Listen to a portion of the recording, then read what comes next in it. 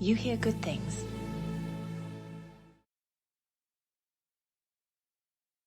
Timestamp 9:47 p.m. Location Nassau Bay Hilton parking lot. The camera is fixed, grainy, black and white. A silver Mercedes-Benz enters the frame. The headlights sweep across asphalt, catching the reflection of glass doors. Through those doors, two figures step into view. A man, a woman. Both smiling, both unaware. In the passenger seat of that Mercedes, a teenage girl sits frozen. She knows what's coming. She doesn't know how far it will go. In the driver's seat, Clara Harris, dentist, wife, mother. Her hands are steady, her eyes locked ahead. The footage plays on. And soon, prosecutors will call it the most damning piece of evidence in the case. They'll call it 3 times around. She'll call it something else. I'm Sidney Smith, and this is Murders Podcast. This week's murderess is Clara Harris. In part 3, the Mercedes and murder caught on camera.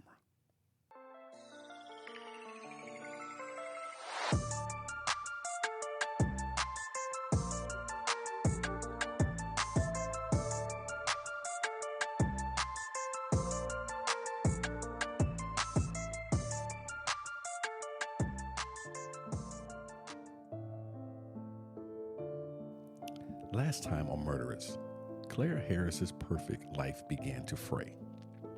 The late nights, the cologne, the workouts. Then David admitted it. Her husband was seeing someone else.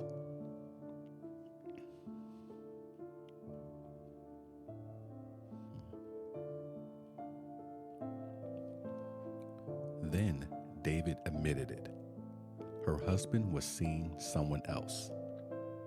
Her name was Gail Bridges. Claire swallowed the humiliation, insisted on counseling, and hired a private investigator. Blue Moon Investigations caught them at the Nassau Bay Hilton. Timestamp video, David's hand on Gail's back. That night, Claire drove there with her stepdaughter, Lindsay, in the passenger seat. She saw them through the glass doors, laughing, unaware. She walked toward them, turned back, slipped into the driver's seat, and rolled the Mercedes forward. This is Murders Podcast, episode 97. Clara Harris, part 3, the Mercedes and the murder. The night everything changed. Timestamp 8:57 p.m. Date July 24th, 2002. The location Nassau Bay Hilton, Texas, parking lot. The evening was warm, still holding the day's heat, but the air had that heavy, salt-edge dampness that rose in from Clear Lake. The parking lot lights cut cones into the darkness, their pale orange glow catching the windshields of cars lined in neat rows. From a fixed camera mounted near the porte cochere, the view sweeps across asphalt toward the glass entry doors. Inside, the lobby's light is bright and steady, an unblinking stage, visible to anyone watching from outside. They were watching. Timestamp 9:02 p.m. In a nondescript sedan, 2 members of Blue Moon Investigations are parked far enough away to avoid attention, close enough to see everything. They've been here for hours. The Hilton had been on their list for days now, a prime location where David Harris and Gail Bridges had been spotted before. The leader of the team, a former police officer, sits with a small handheld video camera resting in his lap. The zoom lens is trained on the main doors, but he's got a second angle covered, the one in the parking lot. If the couple appears, he wants the approach, the contact, and whatever happens next. Timestamp 9:11 p.m. A silver Mercedes-Benz E-Class glides into the frame from the far end of the lot. The headlights pass over a line of parked vehicles before easing into a spot with a clear view of the entrance. Behind the wheel, Clara Harris. Her hands are still, her posture upright. No fidgeting, no wasted movement. In the passenger seat, Lindsay Harris, David's teenage daughter. Her body language is tighter. She's angled slightly toward the window, but her eyes keep darting to her stepmother. Later, she'll testify about the way Clara's voice sounded that night. Calm, measured, but with a flatness that was new. Timestamp 9:17 p.m. From the outside, nothing seems urgent. The Mercedes is parked, engine idling low. Clara stares through the glass doors, her expression unreadable. The private investigators know what they're looking for. They've seen the same scene before. David and Gail slipping into the Hilton without hesitation. Tonight, though, they've got more than their cameras. Tonight, Clara is here. Timestamp 9:22 p.m. Inside the car, Lindsay adjusts her seatbelt, but doesn't speak. The air between them is thick, the kind that makes every breath feel deliberate. Clara's eyes remain locked on the lobby entrance. She doesn't check her phone. She doesn't turn to Lindsay. For the investigators watching from their sedan, the tableau is perfect. Subject in place. Target location in view. Camera rolling. They don't know yet that before this night is over, that silver Mercedes will become part of the crime scene they're documenting.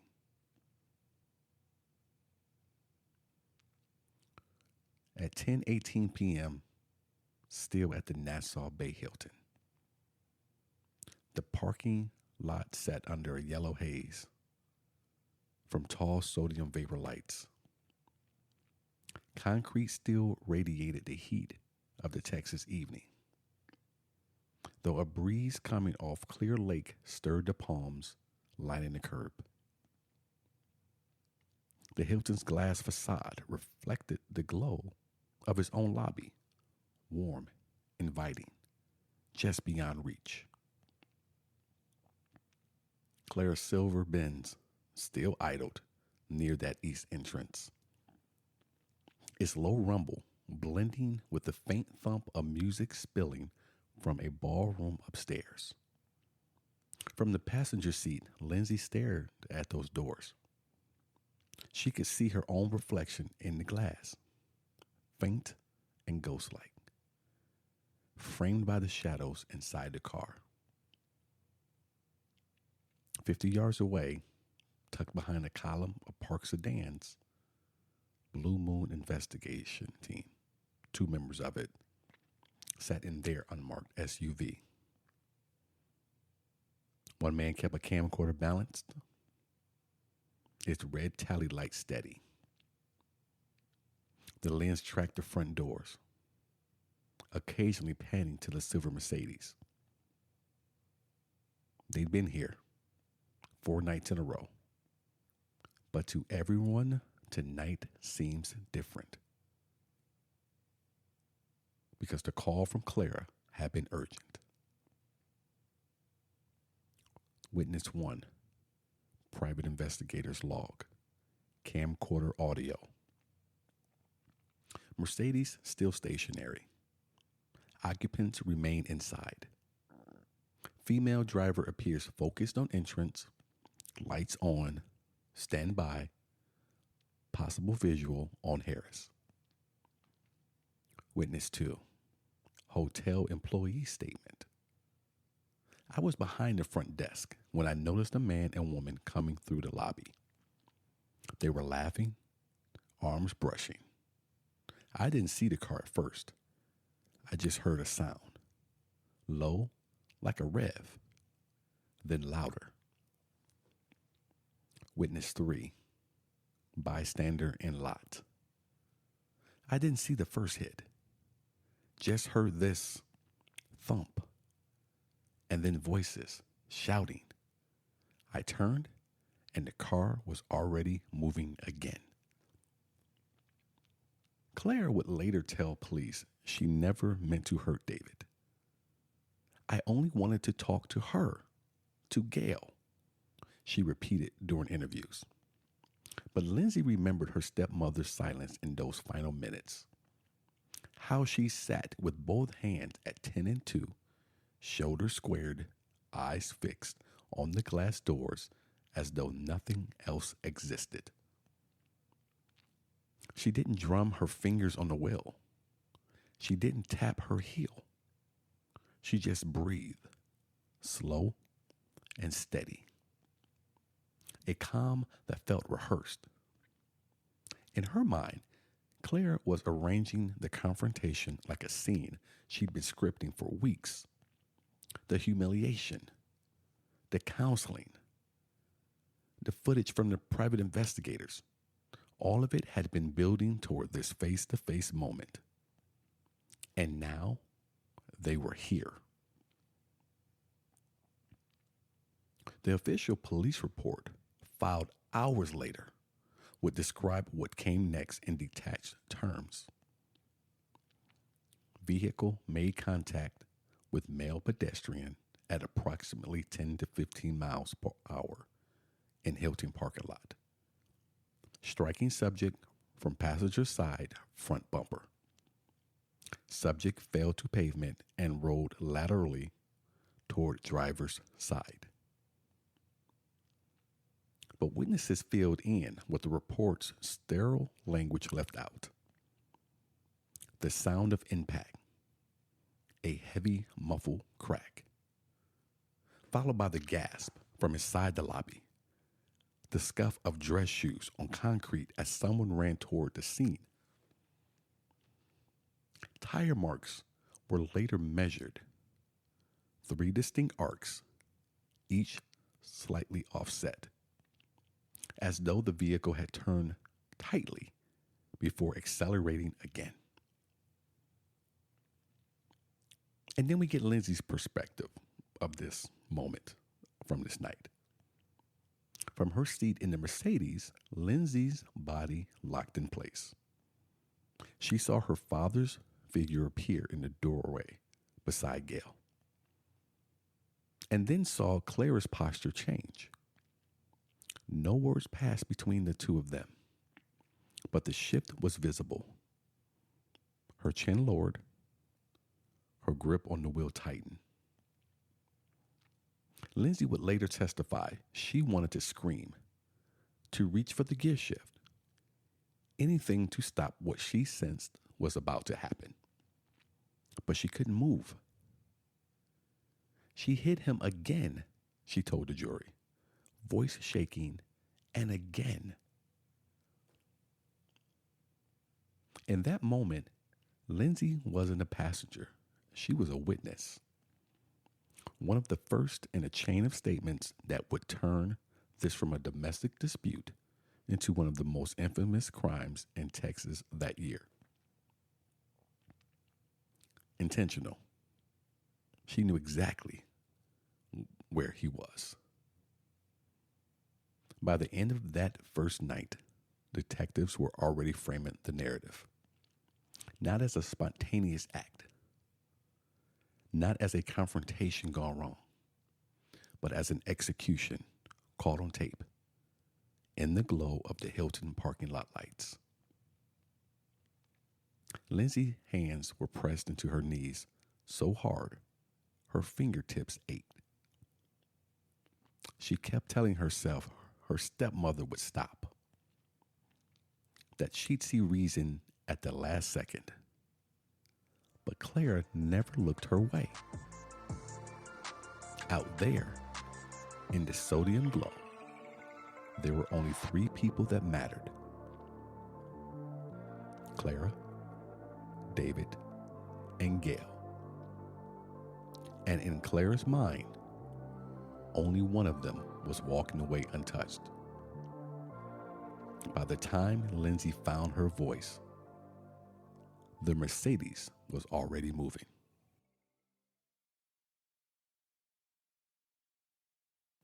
The Nassau Bay Police Report reads like an inventory list of violence.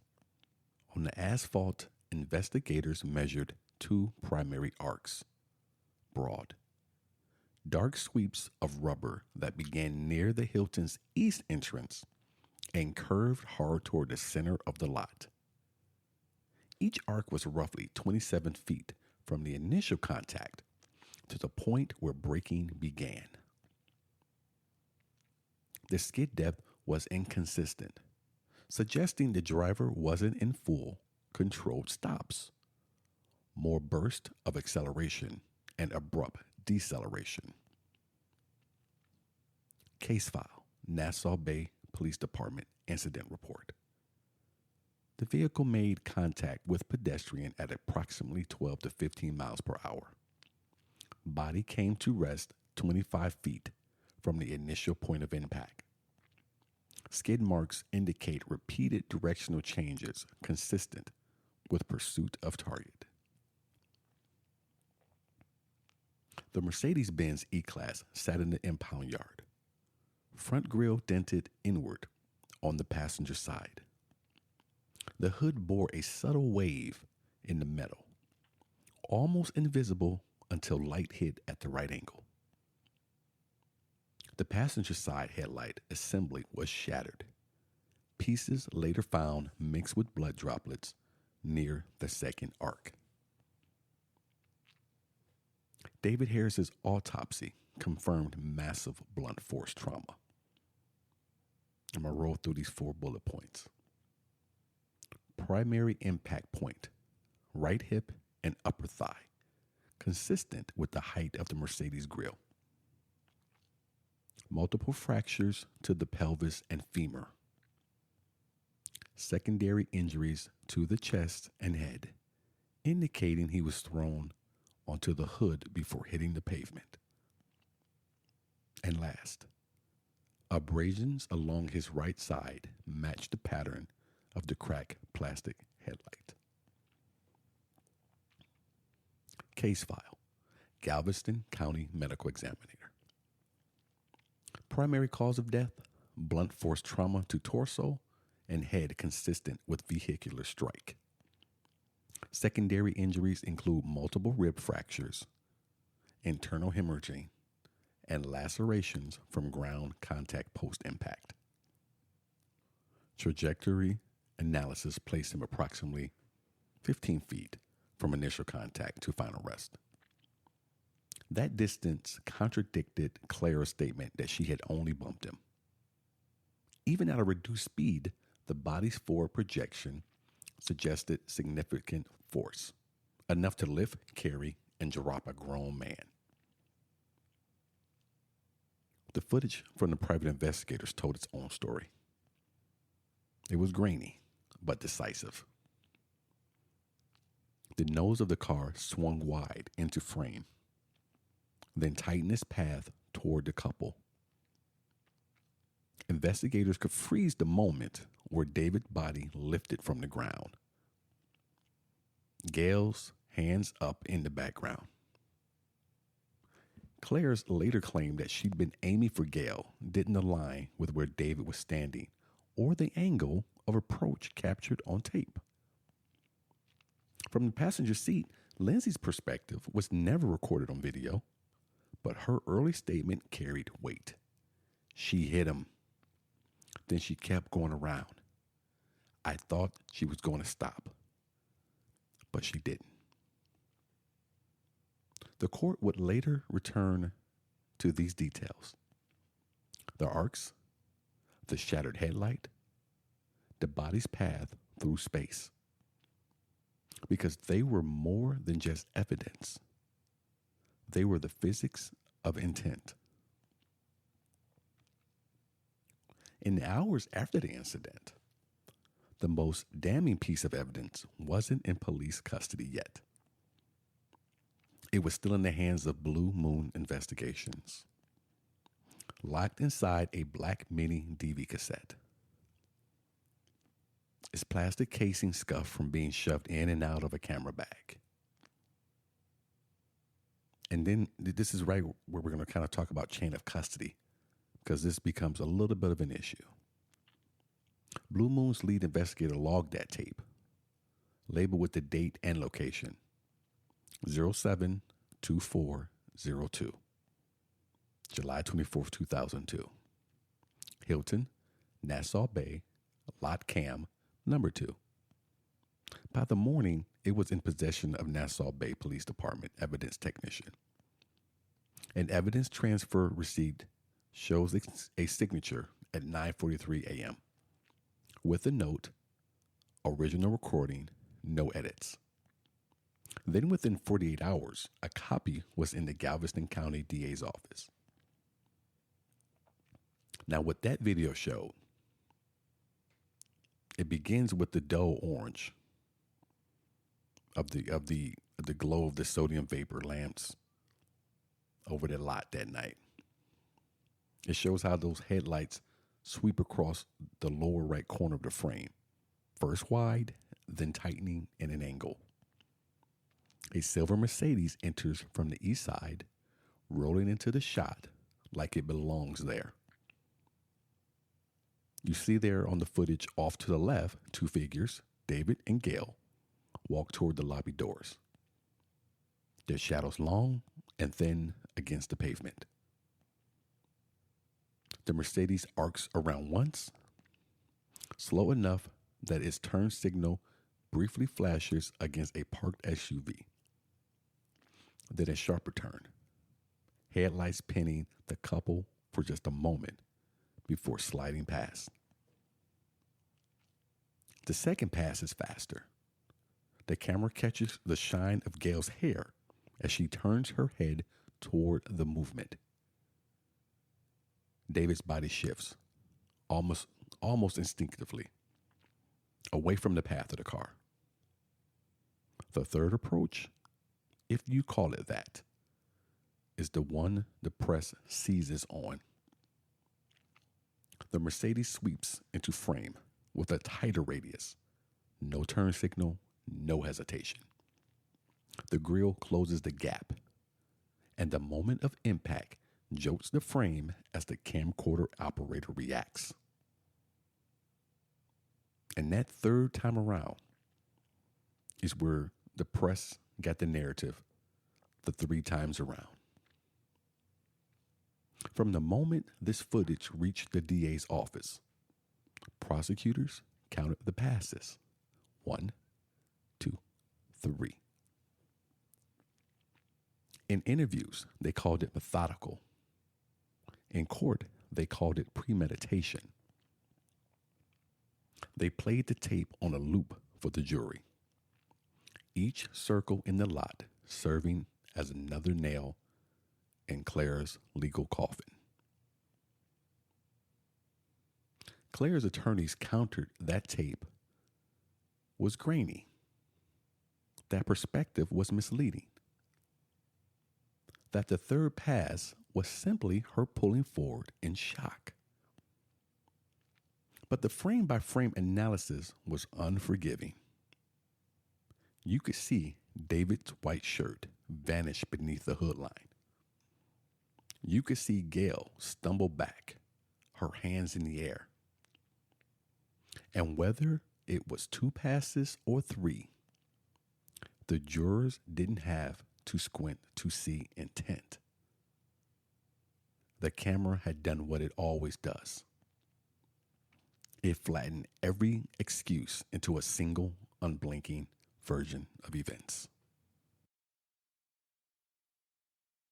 The Hilton's parking lot had fallen quiet, except for the low murmur of voices and the occasional crackle of a police radio.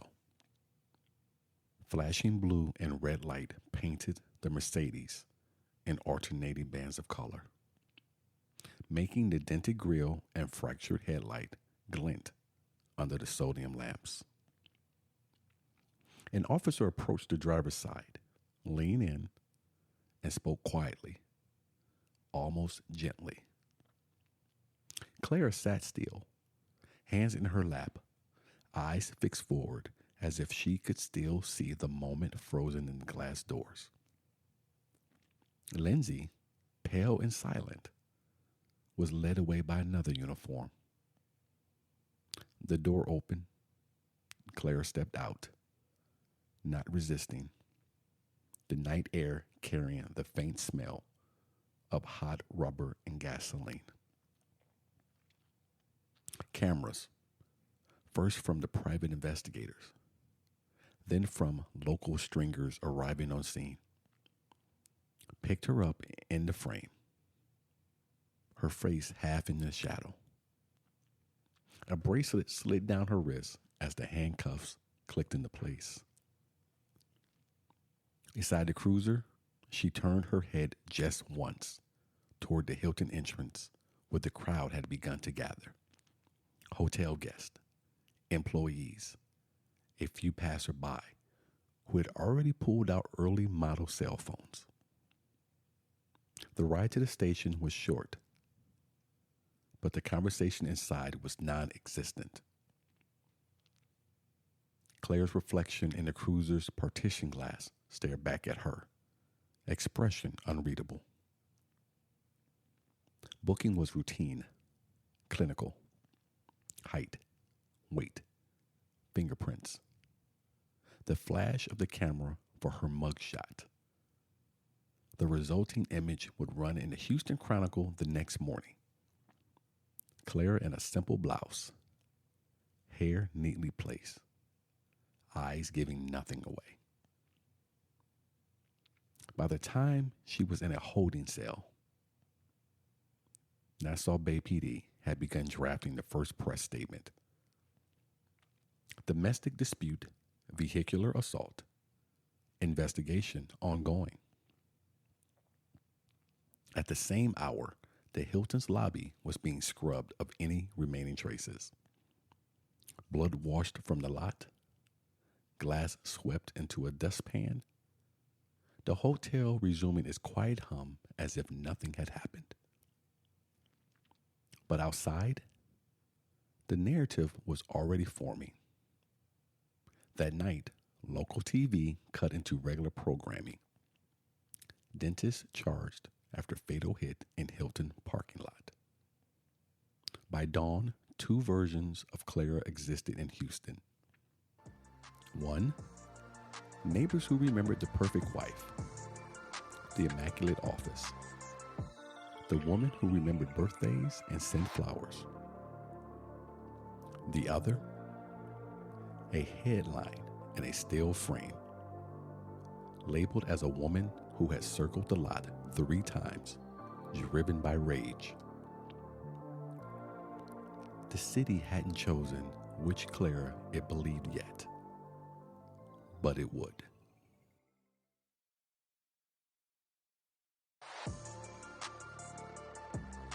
You've been listening to a production of Sidney Smith Creative, LLC, and the You Hear Good Things Podcast Network, all rights reserved.